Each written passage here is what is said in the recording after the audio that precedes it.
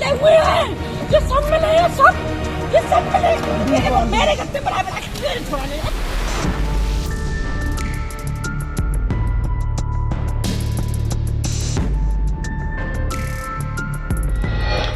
सर्द रात एक होटल में कमरे में शराब की महफिल के बीच हुए विवाद में अचानक गोलियों की तड़तड़ाहट ने आगरा जिले को दहला दिया है।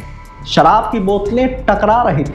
अचानक एक पुरानी रंजिश भड़की और रंगबाज राज चौहान कमरे से बाहर भागते हुए गैलरी तक पहुंचा था। तभी पीछे से पीछा करते हुए हमलावरों ने ताबड़तोड़ गोलियों से उसे छलनी कर दिया।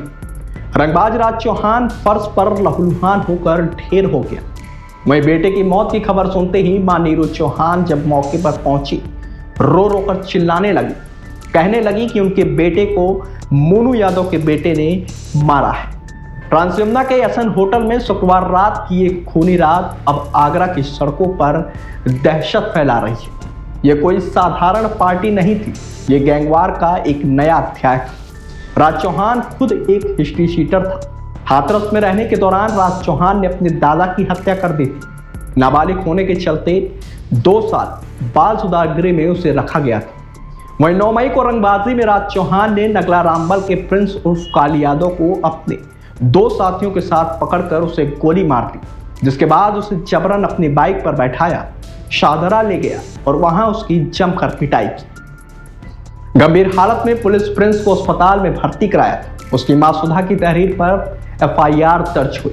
पुलिस के मुताबिक राज चौहान स्थानीय स्तर पर गैंगस्टर आलोक यादव की तरह रंगबाजी करके अपना एक गैंग चलाता था और पूर्व में भी वह कई आपराधिक गतिविधियों में उसका नाम शामिल था।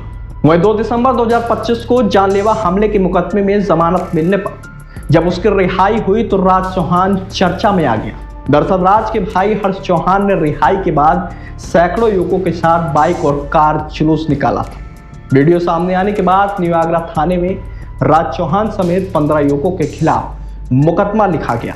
हालांकि राज चौहान और उसका भाई हर्ष चौहान वहां से भाग गए थे। पुलिस ने करीब 6 युवकों को पकड़कर सलाखों के पीछे भेज दिया। पुलिस के मुताबिक राज चौहान टेढ़ी बगिया जलेसर रोड स्थित एसन होटल में शुक्रवार सुबह 11 बजे से रुका हुआ था। रात करीब 9 बजे कुछ लोग उससे मिलने आए, जिसके बाद 9:15 पर कमरे में अचानक फायरिंग होने लगी।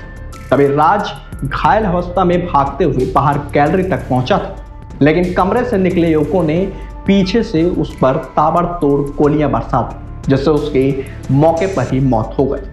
गोलीकांड की सूचना मिलते ही DCP city Syed Ali Abbas force के साथ मौके पर पहुंचे तो उसकी लाश के पास कारतूस के 5 खाली खोखे पड़े थे। सूचना पर पहुंची राज चौहान की मां नीरू चौहान का रो रो कर बुरा हाल हो गया।